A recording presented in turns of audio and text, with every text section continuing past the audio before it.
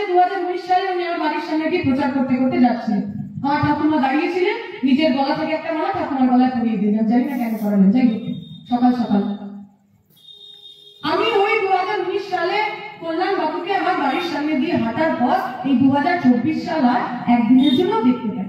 তাই আমি বলেছিলাম জোনার কাছে মিস্টার ইন্ডিয়া ঘড়িটা আছে, মিস্টার ইন্ডিয়াতে অনিল কাপুর যেমন ঘড়ি পড়লে গায়ে পড়ে যেত, কল্যাণ বাবুকে তুমি ভোট নেওয়ার পর গায়ে হয়েছে। খুব বসা লেগেছে ওনার, গায়ে লেগেছে, খোঁজটা পড়েছে। এই উত্তরে উনি কি বলতে পারতেন?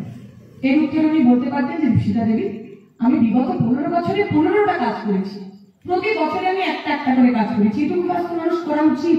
এত লাখ টাকা মাইনে পাচ্ছেন আপনি, এমপি, আমাদের এতগুলো লোকের ভোটে আপনি জিতেছেন, আপনি বলতে পারতেন, মুখে ছুড়ে মরতে পারতেন না এই 15টা কাজ আমি 15 বছরে করেছি।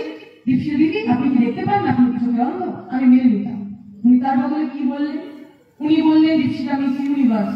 আল্লাহ ভালো করে তাহলে দিন আমার মুকুটটা দিন, আমি দাঁড়িয়ে আছি, আমার এমপির সঙ্গে দেখা সাক্ষাৎ হয়ে যায়, মুকুট করে ভোট চাইতে যাওয়া আমার কোনো অসুবিধা নেই। তার উত্তর উনি কি বললেন? উনি আমার প্রয়াত দাদুতে চলে গেলেন, আমার মা বাবা পরিবার তাতে চলে গেলেন।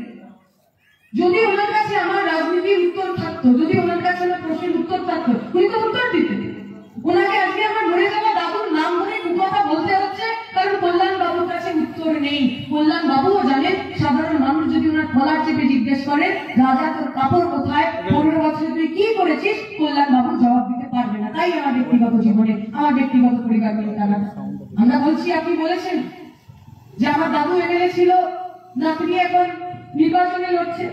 আমি বলছি ঠিকই, আমার দাদু এমএলএ ছিল, কিন্তু আমার দাদু যতদিন এমএলএ ছিলেন কোন সাধারণ মানুষ তার দিকে তাকিয়ে বলতে পারেনি আমার এমএলএটা চোর। আমি গর্ব করে বলি এমন রাজনীতিবিদ, এমন রাজনীতি পরিবার থেকে উঠে এসেছি যেখানকার মানুষজন মাথা উঁচু করে রাজনীতি করেছেন। একদিনের জন্য চুরি করা, ডাকাতি করা, ঘুষখোরি করার জন্য তৃণমূলের নেতাদের মতো জেলে কাটাতে আমি গর্ব করে বলি।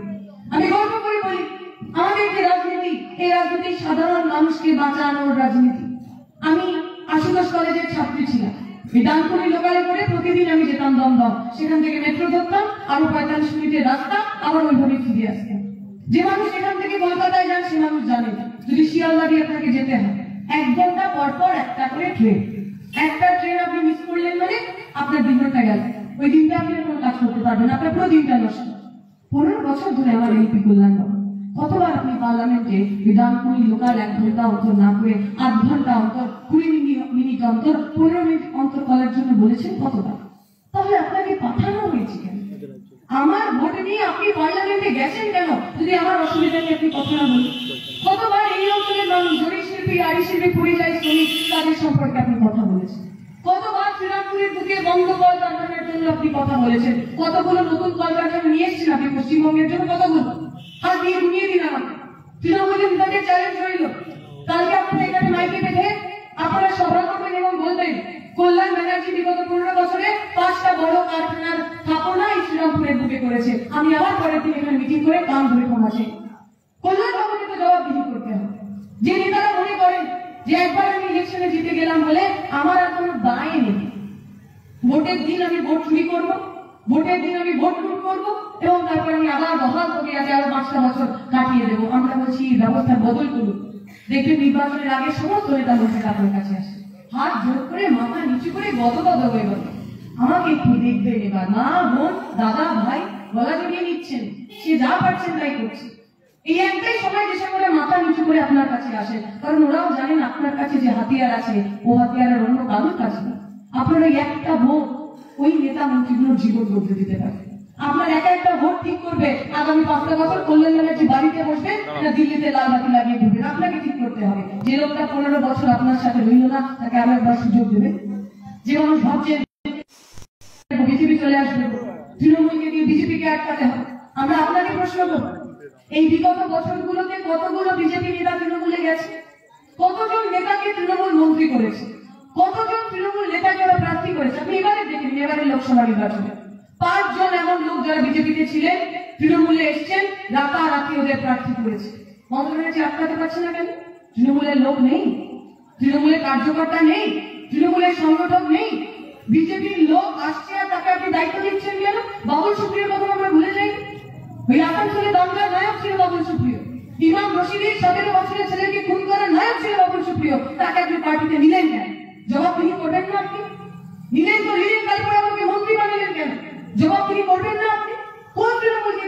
বিজেপিকে আটকাবে, তৃণমূলের বাবুল সুপ্রিয় বিজেপি বাবুল সুপ্রিয়কে আটকাবে? হতে পারে কখনো? কৃষ্ণ কল্যাণী আমরা দেখলেন, একটা ফটো ভাইরাল হয়েছে। এবার তিনি জোড়া ফুলে, গতবার তিনি পদ্ম ফুলেছিলেন। একটা দেওয়াল লিখন, একদিকে কৃষ্ণ কল্যাণী জোড়া ফুলে, আগের বছরের দেওয়াল লিখন কৃষ্ণ কল্যাণী পদ্ম ফুলে। ওই কৃষ্ণ কল্যাণী তৃণমূলের হয়ে পদ্ম ফুলে বিজেপির রাজনীতিকে আটকাবে? বিশ্বাস করে এটা? বিশ্বাস করে এটা? আপনি একের পর এক তৃণমূলের নেতা, মুকুটমণি ওর নাম, সকালবেলা তৃণমূল জয়েন করেছে, এমএলএ ছিল বিজেপি, বিকালবেলা সে এমপি ক্যান্ডিডেট হয়েছে তৃণমূলের। আটকাতে পারলেন না কেন মমতা ব্যানার্জি? কেন বলতে পারলেন না? তোমরা একটা সাম্প্রদায়িক দল করো, তোমরা বিজেপি করো, তোমার সঙ্গে আমার রাজনীতি করা, তোমাকে আমি পার্টিতে দেব না। হক নেই কেন? সিদ্ধার্থ কান্তার মধ্যে বলতে পারেন না কেন? তার কারণ আপনিও জানেন, আমিও জানি। এবার এক বন্ধু মজা করে বলেছে যে তৃণমূল বিজেপি হলো আসল গান্ধীবাদী দল। গান্ধীবাদী মানে তো অহিংসা। আর আমরা তো দেখেছি তৃণমূল বিজেপি যেখানে পারে সেখানে মারপিট করে, পঞ্চায়েত নির্বাচনে ভোট দিতে চায় না, ব্যালট খেয়ে ফেলে, লোককে মারে, লোককে ধরে। তাহলে আবার গান্ধীবাদী হলো কি করে? বলছে এই গান্ধী সেই গান্ধী না। এই গান্ধী হলো নোটের উপর গান্ধীজির ছবি থাকে, এই গান্ধী হলো সেই গান্ধীবাদী যখন যেদিকে বেশি নোট তৃণমূলের নেতারা সেদিকে, যখন যেদিকে বেশি নোট বিজেপির নেতারা সেদিকে। ওরা হচ্ছে এরকম গান্ধীবাদী, ওই নোটের গান্ধী ওরা বলছে। এই নোটের গান্ধীবাদী লোকেদের বদলাতে হবে। পশ্চিমবঙ্গের মুখে তৃণমূল বিজেপিকে হারাতে হবে। কারা হারাবে? আমরা হারাবো, আমরা বামপন্থী। আমরা ছাড়া ওদের আর কেউ হারাতে পারবে না, কারণ আমাদের কোনো লোভ নেই। 34 বছর ধরে আমরা সরকারে ছিলাম। বলতে পারবেন কেউ তৃণমূল বিজেপি খোলা চ্যালেঞ্জ রইল যে ওই তৃণমূলের নেতা, ওই কংগ্রেসের নেতা সিপিএম এ গিয়ে নেতা হয়েছেন, মন্ত্রী হয়েছেন, এমএলএ হয়েছেন, এমপি হয়েছেন? বলতে পারবেন? বলতে পারবেন কেউ কখনো? অন্য কোনো পার্টি ভাঙিয়ে আমরা আমার পার্টির নেতা বানিয়েছি? কখনো করিনি। কারণ আমরা মনে করি কমিউনিস্ট বামপন্থী কোন পার্টি থেকে এসে হাতে পতাকা তুলে হওয়া যায় না। কমিউনিস্ট পার্টি করার জন্য প্রতিদিন লড়াই, আন্দোলন, সংগ্রামের মধ্যে দিয়ে কমিউনিস্ট হওয়া অর্জন করতে হয়, বামপন্থা অর্জন করতে হয়। আমরা গর্ব করে বলি আমরা সেই পার্টি করি। আমরা লোভ নিয়ে আসি, আমরা আপনার পকেট কেটে নিজের 7 তলা বাড়ি তৈরি করতে আসি। আমরা আপনার জীবন নষ্ট করে নিজের জীবন বানাতে আসিনি। আমরা আমার আপনার সবার জীবন ঠিক করতে এসেছি। কখনই আপনি তাদের সঙ্গে থাকবেন, কখনই আপনি যারা আজকে ধর্মের নামে, জাতির নামে আমাকে আপনাকে ভেঙে দিতে চাইছে, যে বিজেপি এসে বলছে আমাদেরকে একটা সুযোগ দিন, তৃণমূলকে আমরা টাইট দেবো। আরে যতগুলো তৃণমূল নেতাকে আপনি টাইট দিয়ে জেলে পাঠিয়েছেন, তার 10 জন নেতাকে তো আপনি আপনার পার্টিতে নিয়েছেন। সবচেয়ে লেটেস্ট কেস তো অর্জুন সিং। অর্জুন সিং ছিল বিজেপিতে, গেল তৃণমূলে, তৃণমূলে যেই টিকিট পেল না আবার বিজেপিতে চলে এলো, তারপরে ক্যান্ডিডেট হয়ে গেল, টিকিটও পেয়ে গেল। কি অদ্ভুত ব্যাপার! বিজেপির দিলীপ ঘোষ এত বড় বড় ডায়লগ মারেন, বিজেপির দিলীপ ঘোষ আটকাতে পারলেন না কেন অর্জুন সিংকে? যে অর্জুন সিং একটা বদলা, অর্জুন সিং আমার পার্টি ছেড়ে অন্য পার্টিতে গেছে, সেটা আমি পার্টিতে নেব। ফলে যে মানুষ ভাবছেন বিজেপিকে নিয়ে তৃণমূলকে টাইট দেবেন, জেনে রাখবেন তৃণমূলের সবচেয়ে বড় চোর, সবচেয়ে বড় ডাকাত শুভেন্দু অধিকারী এই মুহূর্তে বিজেপির বিরোধী দলনেতা। তাই বিজেপিকে দিয়ে তৃণমূলকে আটকানো যাবে না। তৃণমূল বিজেপির চোর, ডাকাত, গুন্ডাগুলোকে যদি জেলের মধ্যে পড়তে হয়, তাহলে লাল ঝান্ডার লোককে পার্লামেন্টে পাঠাতে হবে, আমাদেরকে পার্লামেন্টে পাঠাতে হবে। এই কথা আমি আপনাদের বলে দিতে চাই। যদি আপনারা আমাকে আশীর্বাদ দেন, যদি আপনারা আমাকে এমপি পাঠান, দিল্লিতে পাঠান, আজ থেকে 5 বছর পর যখন আবার নির্বাচন হবে, আমি যখন আপনাদের কাছে ভোট চাইতে আসবো, আমার পিছনে যে ফ্ল্যাগটা থাকবে সেই ফ্ল্যাগটা লাল রঙের, সেই ফ্ল্যাগের উপর কাস্তে হাতুড়ি তারা চিহ্ন আঁকা। আমরা দল বদল করি না, আমরা দিন বদল করি। আপনাকে পক্ষ নিতে হবে, আপনার কাদের সঙ্গে থাকবে। এই দল বদলুদের রাজনীতি বন্ধ করুন, এই দল বদলুদের রাজনীতি ভেঙে দিন, বিজেপি তৃণমূলের বাইরে ভেঙে দিন।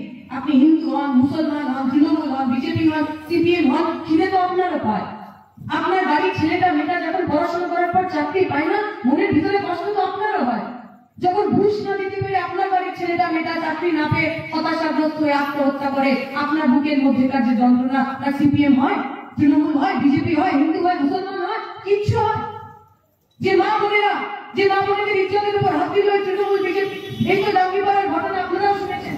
রাত্রিবেলা বিজেপি নেতা পৌঁছে গেছে এক বামপন্থী কর্মীর বাড়িতে, তাকে কি বলেছে যে যদি বিজেপি চলে আসে তোকে বাড়ি থেকে তুলে নিয়ে যাবে। সন্দেশ সাংবাদিক যেমন কাজ ওই শাহজাহান উত্তমরা করতো, জাঙ্গিপাড়ার বিজেপি নেতারা একই কাজ করছে। এদের হাতে আপনার মা বোনের ইজ্জত সুরক্ষিত থাকতে পারে? তৃণমূল বিজেপি আপনার মা বোনের ইজ্জত রাখবে না। তৃণমূল বিজেপি আপনার পরিবারের ছেলে মেয়ে চাকরি বাকরি করবে না। আমরা যারা বামপন্থী রাজনীতি করি 11 সালের পর থেকে রাজনীতি করতে এসেছি, যদি কিছু পাওয়ার জন্য রাজনীতি করতাম, এতদিনে জার্সি বলতে তৃণমূল বিজেপি জয়েন করে দিতাম। গেলেই টাকা, গেলেই পথ আছে তো। এখানে অনেক অফার ছিল না, ব্লক সভাপতি করে দেবো, অমুক মন্ডলের অমুক প্রেসিডেন্ট করে দেবো, এত টাকা পাইয়ে দেবো, ছিল তো সব অফার ছিল তো। কিন্তু আমরা যারা লাল ঝান্ডার রাজনীতি করি আমরা জানি যে 11 সালের পর থেকে যে অত্যাচার আমাদের উপর হয়েছে, বাড়ি ভেঙে দিয়েছে, ঘর ভেঙে দিয়েছে, ঘর জ্বালিয়ে দিয়েছে, খুন করেছে, আমরা বামপন্থীরা শিখেছি যে লাল ঝান্ডার রাজনীতি করতে হলে দরকার হলে শহীদ হয়ে যাওয়া যায়, কিন্তু আমরা ইমান বিক্রি করি না, মেরুদণ্ড বিক্রি করি না, লাল ঝান্ডার সঙ্গে গদ্দারি করি না। আপনাকে পক্ষ নিতে হবে, কাদের সঙ্গে আপনি থাকবেন। আপনারা যদি আশীর্বাদ করেন, এই কথা আমি বলতে পারি, আমরাও আপনার সঙ্গে গদ্দারি করবো। আপনার প্রতিদিনের এই এলাকার ফুরফুরা থেকে রামপুরি লাইন তৈরি করার 15 বছর ধরে আর রাজ্যের এমপি কল্যাণ ব্যানার্জি এতগুলো এমপি নিয়ে তৃণমূল সরকারে রয়েছে, একবারের জন্য পার্লামেন্টের ভিতরে এইখানে লাইনের জন্য, এইখানে লাইনের জন্য তারা একটা শব্দ ব্যয় করে। আপনারা যদি আশীর্বাদ দেন, আমি কথা দিয়ে গেলাম, যদি আমি এমপি হয়ে প্রথম যে প্রস্তাবটা আমি আমার পার্লামেন্টের ভিতরে রাখবো তা হবে ডানকুনি থেকে ফুরফুরা রেল সম্প্রসারণ। এই অঞ্চলের সাধারণ মানুষের যাতায়াত ব্যবস্থার জন্য লড়ে কিভাবে ওই দিল্লি থেকে আমার এলাকার জন্য রেল লাইন নিয়ে আসতে হয় তা আমি আপনাদের করে দেখাবো। আপনাদের পক্ষ নিতে হবে। এই পশ্চিমবঙ্গের বুকে, এই ভারতের বুকে, এই সারা দেশের বুকে যে মানুষ ভারতকে বাঁচাতে পারেন সেই মানুষ হলো আমরা এই লাল ঝান্ডার লোকেরা। যে মানুষ ধর্ম নিয়ে রাজনীতি করে না তা হলো আমরা এই লাল ঝান্ডার লোকেরা।